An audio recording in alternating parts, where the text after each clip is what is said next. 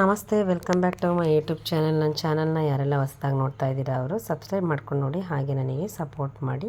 ನಾನಿಲ್ಲಿ ಮನೆ ಮುಂದೆ ಗಿಡದಲ್ಲಿ ಹೂವು ಇತ್ತು, ಅದು ನೋಡೋಕೆ ತುಂಬ ಚೆನ್ನಾಗಿತ್ತು ಅಂತೇಳಿ ಅದನ್ನು ಪುಟ್ಟದಾಗ ಒಂದು ವಿಡಿಯೋ ಮಾಡಿದೆ.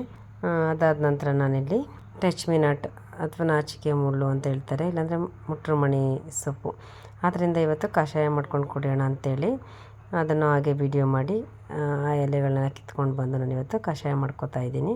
ಈ ಕಷಾಯದಿಂದ ಏನು ಯೂಸಪ್ಪ ಅಂತ ಹೇಳಿದ್ರೆ ಬಾಡಿನ ತಂಪಾಗಿಡುತ್ತೆ, ಜೊತೆಗೆ ಪೈಲ್ಸ್ ಪ್ರಾಬ್ಲಮ್ ಇರುತ್ತಲ್ಲ ಅವರಿಗಂತೂ ತುಂಬ ಒಳ್ಳೆಯ ಕಷಾಯ ಅಂತ ಹೇಳ್ಬೋದು. ಇದನ್ನು ವಾರದಲ್ಲಿ 3 ದಿನನಾದರೂ ಕುಡೀರಿ. ವಾರ ಇಡೀ ಕುಡಿದ್ರೆ ತುಂಬ ಒಳ್ಳೆಯದು. ನಿಮ್ಗೆ ಆಗಲಿಲ್ಲ ಅಂತಂದರೆ ವಾರಕ್ಕೆ 3 ಸಲನಾದರೂ ಕುಡೀರಿ. ಜೊತೆಗೆ BP ಶುಗರ್ನ ಲೆವೆಲ್ನ ಸ್ವಲ್ಪ ಕಮ್ಮಿ ಮಾಡುತ್ತೆ. ಡೈಲಿ ಕುಡಿಯೋದ್ರಿಂದನೂ ಆರೋಗ್ಯಕ್ಕೆ ಒಳ್ಳೆಯದು. ನಾನು ಈ ರೀತಿಯಾಗಿ ಕಿತ್ಕೊಂಡು ಬಂದು ಈ ಥರ ತೊಳೆದು ಜಾರ್ಗೆ ಹಾಕ್ಕೊಂಡು ಅದನ್ನು ರುಬ್ಕೋತಾ ಇದ್ದೀನಿ. ರುಬ್ಕೊ ಈ ಥರ ನೋಡಿ, ಈ ಥರ ತರಿಯಾಗಿ ಬರುತ್ತೆ ರುಬ್ಕೊಂಡಾಗ. ನಾವೀಗ ಅದಕ್ಕೆ ಸ್ವಲ್ಪ ನೀರು ಹಾಕ್ಕೊಳ್ಳಿ. ನಾನು ಸ್ವಲ್ಪ ನೀರು ಹಾಕ್ಕೊಂಡು ರುಬ್ಕೋತಾ ಇದ್ದೀನಿ. ಇದು ರುಬ್ಬಾದ ನಂತರ ನೋಡಿ ಇಷ್ಟೇ ಹಾಕ್ಕೊಳ್ಳಿ, ಜಾಸ್ತಿ ಹಾಕಿದ್ರೆ ಹೊರಗಡೆ ಎಲ್ಲ ಚೆಲ್ಬಿಡುತ್ತೆ. ಹಾಗಾಗಿ ಸ್ವಲ್ಪ ಹಾಕ್ಕೊಂಡು ರುಬ್ಕೊಂಡು ಆಮೇಲೆ ನಿಮಗೆ ಎಷ್ಟು ಬೇಕು ಅಷ್ಟನ್ನು ನೀರು ಹಾಕ್ಕೊಳ್ಳಿ. ನಾನಿಲ್ಲಿ ಸ್ವಲ್ಪ ಬಿಸಿ ನೀರೇ ಯೂಸ್ ಮಾಡ್ಕೋತಾ ಇದ್ದೀನಿ, ಚೆನ್ನಾಗಿರುತ್ತೆ ಅಂತೇಳಿ. ಇದಾದ ನಂತರ ನಾನು ಇದನ್ನು ಸೋಸ್ಕೋತಾ ಇದ್ದೀನಿ. ಕುಡಿದ್ರೆ ತುಂಬ ಚೆನ್ನಾಗಿರುತ್ತೆ. ಇದಕ್ಕೆ ಏನು ಬೇರೆ ಹಾಕ್ಕೊಳ್ಳೋ ಅವಶ್ಯಕತೆ ಇಲ್ಲ, ಉಪ್ಪು ಆಗಲಿ ಏನಾದರೂ ಹೀಗೆ ಹಾಕ್ಕೊಂಡು ಕುಡಿದ್ರೂ ತುಂಬ ಚೆನ್ನಾಗಿರುತ್ತೆ. ನಾನು ಇದನ್ನು ಈ ರೀತಿಯಾಗಿ ಕುಡಿತಾ ಇದ್ದೀನಿ. ಇದನ್ನು ಒಂದು ವಾರದವರೆಗೂ ಕಂಟಿನ್ಯೂಸ್ ಕುಡೀರಿ. ಯಾವ ಕಷಾಯ ಕುಡಿದ್ರೂ ಕೂಡ ನೀವು ಒಂದು ವಾರ ಅದರ ರಿಸಲ್ಟ್ ಏನಾದರೂ ಬೇಕಂತ ಅಂದರೆ ಒಂದು ವಾರ, ಅದಾದ ನಂತರ ಇನ್ನು ಬೇರೆ ಒಂದು ವಾರ ಬೇರೆ ಥರದ್ದು ಕುಡೀರಿ, ಇನ್ನೊಂದು ವಾರ ಬೇರೆ ಥರ, ಆ ಥರ ಒಂದೊಂದು ವಾರ ಚೇಂಜ್ ಮಾಡ್ತಾ ಕುಡಿತಾ ಬನ್ನಿ. ಆರೋಗ್ಯಕ್ಕಂತೂ ತುಂಬಾ ಒಳ್ಳೆಯದು. ನಾನು ಈ ರೀತಿ ಬೆಳಗಿನ ಕಷಾಯ ಈ ಥರ ಖಾಲಿ ಹೊಟ್ಟೆ ಕುಡಿದು ನಂತರ ನಾನು ಸ್ನಾನೆಲ್ಲ ಮುಗಿಸಿ ಸ್ವಲ್ಪ ಲೈಟಾಗಿ ಪೂಜೆ ಮಾಡಿದ್ದು ವಿಡಿಯೋ ಮಾಡಿದ್ದೀನಿ. ದೇವ್ರ ಮನೆಗೆ ಬಂದು ಪೂಜೆ ಮುಗಿಸ್ಕೊಂಡು ಆನಂತರ ನಾನು ಬ್ರೇಕ್ಫಾಸ್ಟ್ ರೆಡಿ ಮಾಡೋಣ ಅಂಥೇಳಿ ರೆಡಿ ಮಾಡ್ಕೋತಾ ಇದ್ದೀನಿ. ನೋಡಿ, ಇಲ್ಲಿ ನಾನೆಲ್ಲ ಈಗ ತರಕಾರಿಗಳನ್ನೆಲ್ಲ ಹಚ್ಚಿಟ್ಕೊಂಡಿದ್ದೀನಿ. ಈಗವಾಗ ನಾನು ಈ ತರಕಾರಿಗಳನ್ನ ಯೂಸ್ ಮಾಡಿ ಬಿಸಿಬೇಳೆಭಾತ್ ಮಾಡೋಣ ಅಂತೇಳಿ ಮಾಡ್ಕೋತಾ ಇದ್ದೀನಿ. ಈಸಿಯಾಗಿ ಮತ್ತು ಸಿಂಪಲ್ಲಾಗೂ ಆಗುತ್ತೆ ಅಂತೇಳಿ ಮಾಡ್ಕೋತಾ ಇದ್ದೀನಿ. ನಾನೀಗ ಇದಕ್ಕಿನ್ನ ಒಂದು ಕುಕ್ಕರ್ ತೊಗೊಂಡು ಆ ಕುಕ್ಕರ್ಗೆ ಡೈರೆಕ್ಟಾಗೇ ಎಲ್ಲ ತರಕಾರಿಗಳನ್ನ ಹಾಕೋತಾ ಇದ್ದೀನಿ. ಕ್ಯಾರೆಟ್, ಬೀನ್ಸ್, ಈರುಳ್ಳಿ, ಟೊಮೊಟೊ ಹಣ್ಣು, ಒಂದು ಗೆಡ್ಡೆ ಕೊಸಿತ್ತು ಅದನ್ನು ಕೂಡ ಹಾಕ್ಕೊಂಡು, ಒಂದು ಕಪ್ಪಷ್ಟು ಬೇಳೆನೂ ಕೂಡ ಅದರೊಳಗಡೆ ಹಾಕ್ಕೊಂಡಿದ್ದೀನಿ. ಬೇಳೆ ತೊಳೆದೆಲ್ಲ ಇಟ್ಕೊಂಡು ಮತ್ತು ಅಕ್ಕಿನೂ ಕೂಡ ಇದ್ರ ಜೊತೆನೇ ಹಾಕೋತಾ ಇದ್ದೀನಿ. ನಾನೆಲ್ಲ ಒಟ್ಟಿಗೆ ಒಂದು ವಿಜಲ್ ಕೂಗಿಸ್ಕೋತೀನಿ. ಇದನ್ನೆಲ್ಲ ಒಟ್ಟಿಗೆ ಹಾಕ್ಕೊಂಡು ಒಬ್ಬೊಬ್ಬರು ತರಕಾರಿ ಬೇರೆ ಅಕ್ಕಿ ಬೇರೆ ಬೇಯಿಸ್ಕೊಂಡೆಲ್ಲ ಮಿಕ್ಸ್ ಮಾಡ್ಕೋತಾರೆ. ನಾನು ಇದೇ ರೀತಿ ಮಾಡ್ತೀನಿ. ನೀವು ಬೇಕಾದರೆ ಈಸಿಯಾಗೂ ಮಾಡ್ಕೋಬೋದು, ನೀವು ಮಾಡಿ. ಇದೆಲ್ಲ ಆದ ನಂತರ ನಾನು ಇದನ್ನೆಲ್ಲ ತೊಳೆದು ಎಲ್ಲ ತರಕಾರಿ ಅಕ್ಕಿ ಎಲ್ಲ ಮುಳುಗುವಷ್ಟು ನೀರು ಹಾಕ್ತಾಯಿದ್ದೀನಿ. ಸ್ವಲ್ಪ ಏನು ಅಳತೆ ಏನು ಬೇಡ, ಮೆತ್ತಗಾದ್ರೆ ಏನು ಚೆನ್ನಾಗಿರುತ್ತಲ್ಲ ಬಿಸಿಬೇಳೆ ತೆಳ್ಳಗೆ ಇರಬೇಕಲ್ಲ, ಹಾಗಾಗಿ ಅದ್ರ ಜೊತೆನೇ ಸ್ವಲ್ಪ ಅರಿಶಿನ ಪುಡಿನೂ ಹಾಕಿದ್ದೀನಿ, ಜೊತೆಗೆ ಉಪ್ಪನ್ನು ಕೂಡ ಹಾಕಿ ಮಿಕ್ಸ್ ಮಾಡ್ಕೊಂಡು ನಾನಿಲ್ಲಿ ಬಿಸಿಬೇಳೆಭಾತ್ ಪೌಡ್ರ್ ಹಾಕ್ತಾಯಿದ್ದೀನಿ, MTR ಅವ್ರದ್ದು. ಅದನ್ನು ಅಷ್ಟೇ ಈಗ ನಾನು ಒಂದು ದೊಡ್ಡ ಸ್ಪೂನಲ್ಲಿ 2 ಸ್ಪೂನಷ್ಟು ಆಗೋಷ್ಟು ಹಾಕ್ತಾಯಿದ್ದೀನಿ.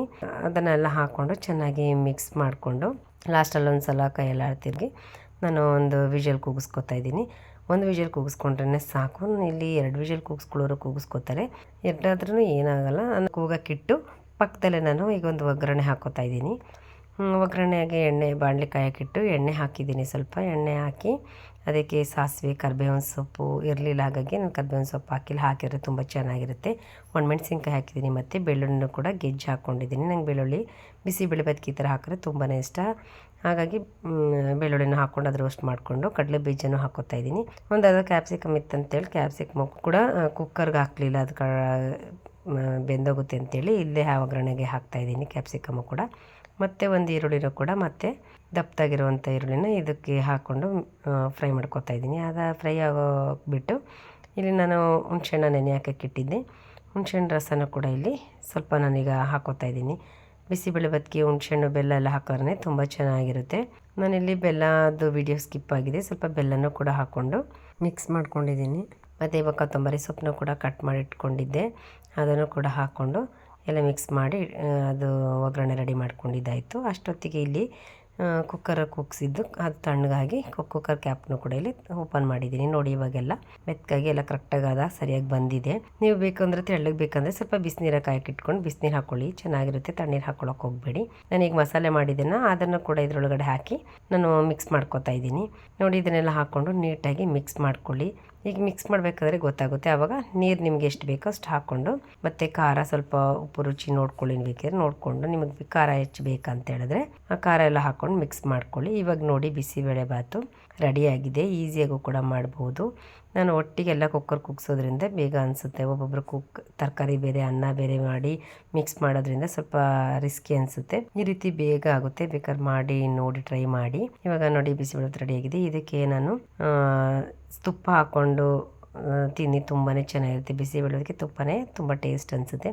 ಅದ್ರ ಜೊತೆಗೆ ನನಗೆ ಇಲ್ಲಿ ಖಾರ ಬೂಂದಿ ಇರಲಿಲ್ಲ, ಮಾಮೂಲಿ ಮಿಕ್ಸ್ಚರ್ ಇತ್ತು. ಮಿಕ್ಸ್ಚರ್ ಮತ್ತು ಒಂದೆರಡು ನಿಪ್ಪಿಟ್ಟಿತ್ತು. ಇದ್ರ ಜೊತೆ ಬಿಸಿಬೇಳೆಬಾತು ತಿಂದ್ವಿ. ತುಂಬ ಟೇಸ್ಟಿಯಾಗಿದೆ. ನೀವು ಒಮ್ಮೆ ಮಾಡಿ.